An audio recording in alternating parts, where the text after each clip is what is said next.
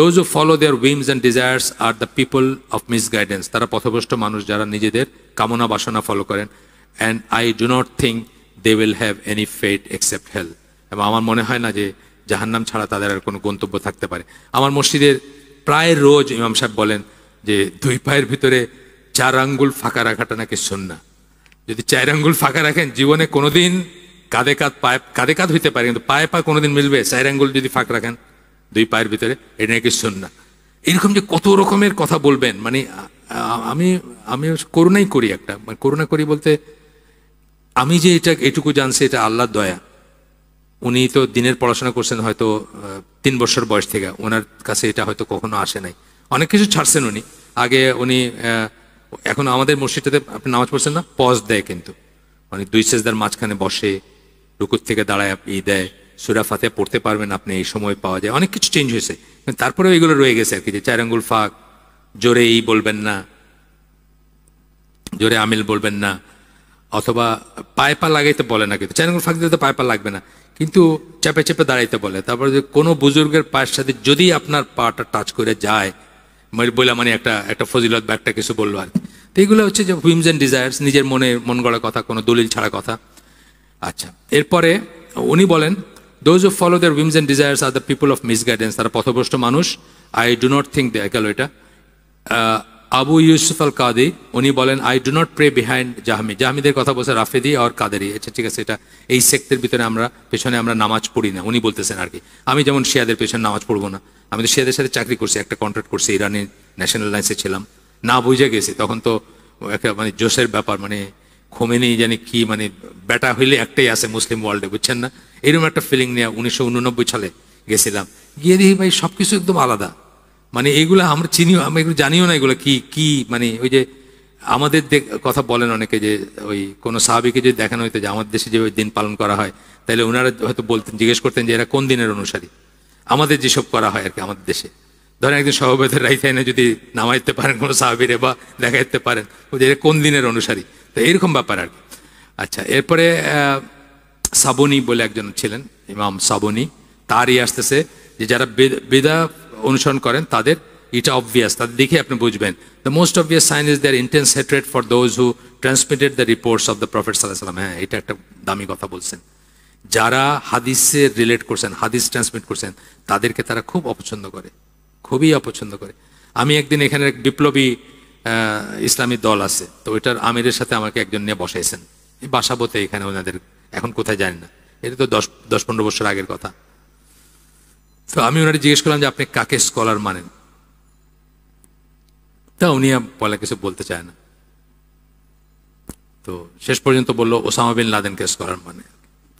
বললাম যে সারা পৃথিবীর 1400 বছর এর ইতিহাসে কি আপনি কোনো স্কলার পাইলেন না? তো ওনার দলের স্লোগান হইল রব্বুন আল্লাহ। উনি কয়েকবার জেলটেল খেটে আসছে, এখন আছে কিনা যায় না, আমি খবর রাখি না, এখন অনেক আগের কথা। ওনার সাথে একটা মিটিংয়ে মানে একসাথে কিছু করা যায় কিনা আর্গুমেন্ট চলতেছে। আমি বলতেছি যে আপনি যে বললেন যে ওনার মানে ফেইথের স্টেটমেন্ট হচ্ছে রব্বুন আল্লাহ, মানে আল্লাহ আমাদের রব। তা আমি বললাম যে দেখেন 50টা হাদিস পাবেন অন্তত যেখানে আল্লাহ রসুলের কাছে কেউ ইসলাম গ্রহণ করতে আসছে, আল্লাহ রসুল বলছেন যে বলো লা ইলাহা ইল্লাল্লাহ, আর আপনি বলতেছেন রব্বুন আল্লাহ। রব্বুন আল্লাহ, আমি আল্লাহ যে আমাদের রব এটা আমি অস্বীকার করতেছি না, কিন্তু ফেইথের স্টেটমেন্ট যেটা দিয়ে আমি মুসলমান হব ওটা কি? আশহাদু আল্লা ইলাহা ইল্লাল্লাহ ওয়া আশহাদু আন্না মুহাম্মাদান আবদুহু ওয়া রাসূলুহু। উনি আবার বলে হাদিস কে কখন কোথায় লিখছে কোনো ঠিক আছে না, বুঝছেন না, কঠিন অবস্থা। এইটার কথাই বলা হচ্ছে এখানে, যে এই কথাটাই বলতেছে যে তারা হাদিসের লোককে ঘৃণা করে, কারণ হাদিস কোরআনের করে, কারণ হাদিসের যখন হাদিস ছাড়া তো কোনো দিন নেই, আমরা আগেই বলছি, এটা নিয়ে আমরা পড়াশোনা করবো ইনশাল্লাহ, পরে আমরা ডিটেলস হালাকা করবো। সুন্নাহ ইজ ইকুয়াল টু ইসলাম, সোজা ইকুয়েশন, ম্যাথমেটিক্স যারা করছেন, এ ইকুয়াল টু বি যেরকম, সুন্নাহ equal to Islam, no Sunnah no ইসলাম, শেষ। সুন্নাহ নাই, ইসলাম নাই। সুতরাং হাদিস মানতে গেলে তো সমস্যা। সুইজারল্যান্ডে থাকেন, 34 বছরদের একজন আছেন কোরআনিয়ন, মেয়ে বস আন্ডারে চাকরি করেন, হাত যখন বাড়ায় দেয় কি করবেন আপনি? হাত মিলাইতে বাধ্য। সুতরাং আপনি হাদিস মানলে তো এটা করতে পারবেন না। আর কোরআনে কোথাও লেখা নেই এটা, হাদিসে কি লেখা আছে? হাদিসে অনেক ব্যাপার আছে না, আর আয়েশা রাদিয়াল্লাহু আনহা হাদিস আছে আল্লাহ রাসূল সাল্লাল্লাহু আলাইহি ওয়াসাল্লাম কখনো কোনো মেয়ের হাতে হাত রেখে বায়াত নেন নাই, কখনোই নেন নাই, কখনো কোনো মেয়েকে টাচ করেন নাই। আসলো না? তো আপনি ওইটা মানতে গেলে কি হ্যান্ডশেক করবেন কেমনে? তা আপনি বললেন কোরআনে কি লেখা আছে হ্যান্ডশেক করেন? লেখা নেই, কোরআনে লেখা নেই, সত্যি কথা লেখা নেই। কোরআনে কি লেখা আছে যে দাঁড়ায় বৈশাখ নামাজ পড়তে হবে? না, লেখা নেই। তা আমি মনের নামাজ পড়ি, মনে মনে নামাজ পড়ি, সালাত কায়েম করি। হুম দে কল অ্যানথ্রোপোমরফিস্ট, হাদিসের লোকদেরকে তারা অ্যানথ্রোপোমরফিস্ট বলে। অ্যানথ্রোপোমরফিস্ট মানে কি? নরাত্তরোপকারী। শুনছেন কথাটা?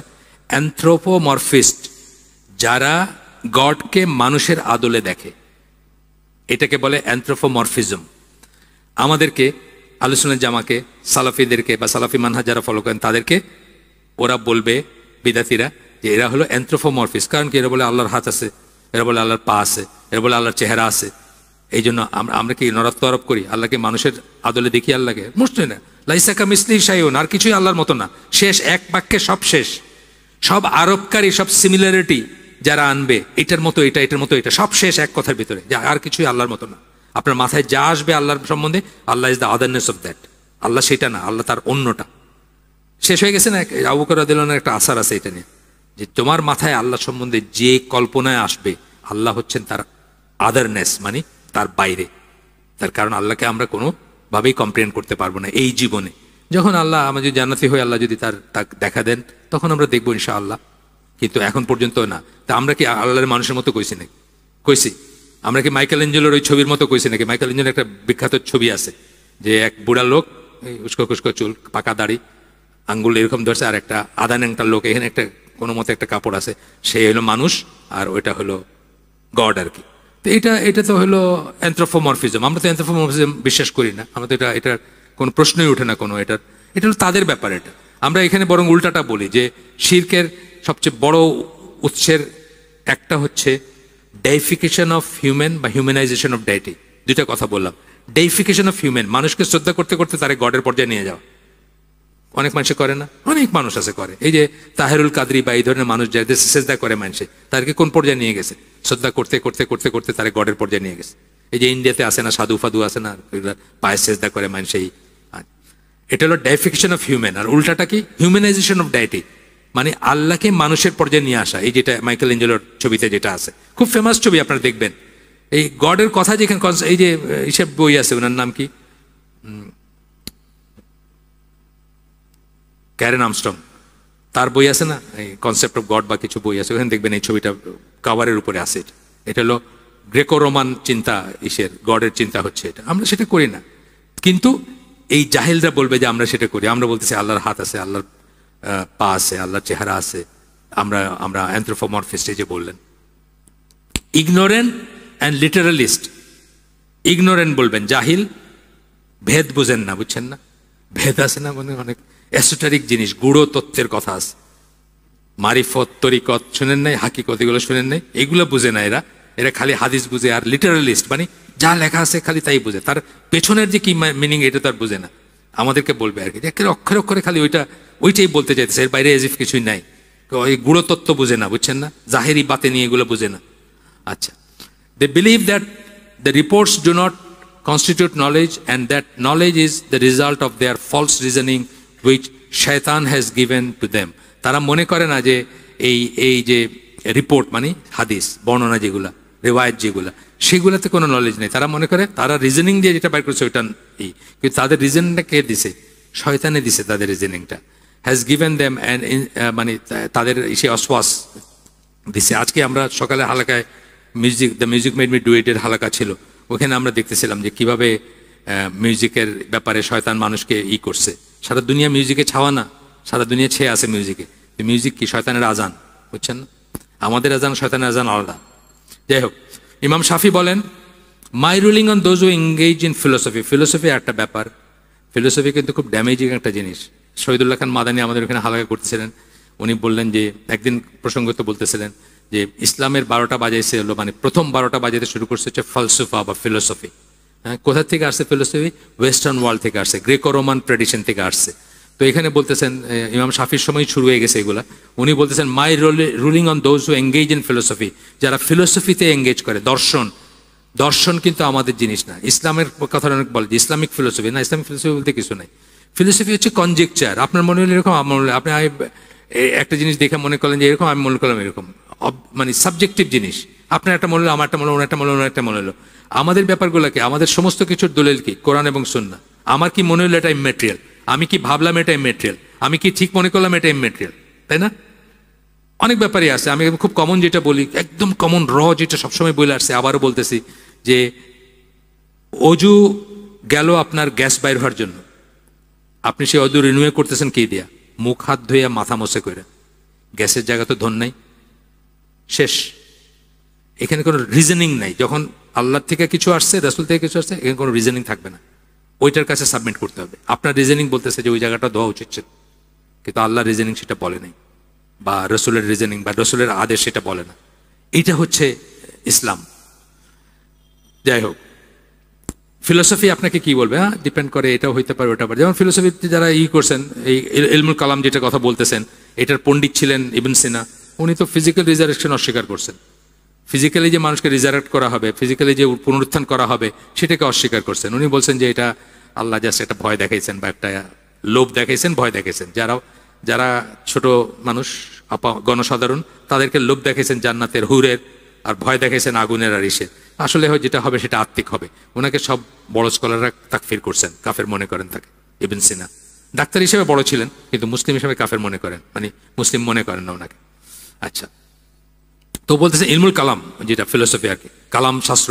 এখনো কিন্তু আমেরিকান ক্রিয়েশনিস্টরা এই কালাম শাস্ত্রের যুক্তি গ্রহণ করে। দেখেন, আমেরিকান ক্রিয়েশনিস্ট যারা, ক্রিয়েশনিস্ট মানে যারা বলতে চায় যে ডারউইনিজম ঠিক না, ইভলিউশনের মাধ্যমে এই ঠিক না, আল্লাহ সৃষ্টি করছেন, তারা কিন্তু যুক্তিটা নেই কালাম শাস্ত্র থেকে, মুসলমানদের থেকে, ওই সময়কার মুসলমানদের যুক্তিগুলো নেয় আর। আচ্ছা, is that they should be beaten with palm stalks. ইমাম শাফি বলতেছেন খেজুরের ডাল দিয়ে তাদেরকে পিটানো উচিত যারা ফিলোসফি করে, প্রপাগেট করে।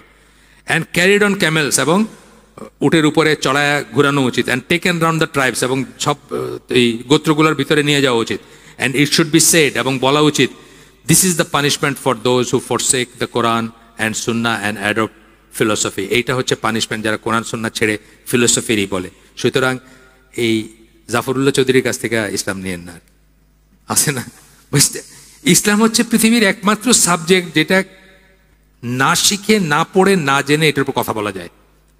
আমি দেখি যে কোনো, দেখবেন নায়িকা পর্যন্ত বলে দিতেছে যে ইসলামে তো এসব নাই আর কি।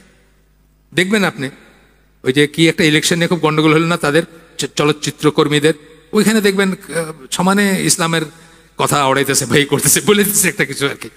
ইসলাম হচ্ছে এমন একটা সাবজেক্ট যেটা নিয়ে কথা বলতে হলে কিচ্ছু লাগে না। টকশোগুলো দেখেন আপনি, হ্যাঁ, আমরাও তো মুসলমান, আমরাও তো ছোট থেকে বড় হয়েছি, আমরা সবসময় বলছি আসসালামু আলাইকুম, এখন বলে আসসালামু আলাইকুম ওয়া রাহমাতুল্লাহি ওয়া বারাকাতুহু। এটা কই থেকে নিয়ে আসলো? বলছে না কথা? ইসলাম নিয়ে কথা বলতে গেলে, ইসলাম হলো মানে গরিবের বউ আর কি, সবাই ভাবি এনিবডি ক্যান টক ইসলাম নিয়ে। নজবিল্লাহ, একটা কথা আল্লাহর উপর মিথ্যা আরোপ করা সবচেয়ে বড় ক্রাইম। আল্লাহ সম্বন্ধে জ্ঞানবশত, মানে অনুমানবশত কথা বলা, বা জ্ঞানবিহীনভাবে কথা বলা। আপনাদেরকে আগে বলছি আমি, সূরা আরাফ 33 নম্বর আয়াত দেখে নিন। আল্লাহ তাআলা সূরা আরাফের 33 নম্বর আয়াতে 4টা ক্রাইমকে পর্যায়ক্রমিকভাবে সাজিয়েছেন, ছোট থেকে বড়। 3 নম্বরটা হচ্ছে শিরক, 4 নম্বরটা হচ্ছে আল্লাহর সম্বন্ধে অনুমানবশত কথা বলা বা মিথ্যা আরোপ করা। তো আপনি যে বলে ফেলেন ইসলাম এটা, ইসলাম ওটা, ইসলাম এটা, সমানে বলতেছে না, যে কেউ বলতেছে। হুমায়ুন আহমদ পর্যন্ত আমাদের জ্ঞান দিয়ে গেছে ইসলাম কি করে না করে। বা এই যে লালনের মূর্তিটার কথা বললাম, এই সময় হুমায়ুন আহমদ তো বিশাল বাণী ছেড়ে গেছে। ইসলাম নিয়ে কথা বলতে গেলে কোনো জ্ঞানের দরকার নেই, কোনো পড়াশোনার দরকার নেই, anybody can just stand and talk, এই ব্যাপার আর কি। এরপরে আরেকজনের, ইমাম সাবুনি, ওনার একটা দিছেন, যাই হোক, সেটা আমাদের, this quotations which we have referred to above represents the belief of all of them. এটা একটা ব্যাপার, আমাদের না পড়লে চলবে। এরপরে আরেকজন আছে হুসাইন, আবু মোহাম্মদ আল হুসাইন ইবন মাসুদ ইবন ফাররা আল বাগাওয়ি, ওনার কথা বলতেছেন। ওনার একটা কোটেশন পড়ে আমরা শেষ করে দিব, প্রায় সময় হয়ে গেছে আমাদের। The Sahaba, Tabi'in and the followers of the scholars of the Sunnah are all agreed that the followers of Bid'ah are to be taken as enemies and forsaken. শত্রু জ্ঞান করতে হবে তাদেরকে, এবং তাদেরকে পরিত্যাগ করতে হবে যারা বিদআত ফলো করে। এই ব্যাপারে সাহাবীদের এবং তাবেঈদের এবং মানে সুন্নাহর স্কলাররা একমত।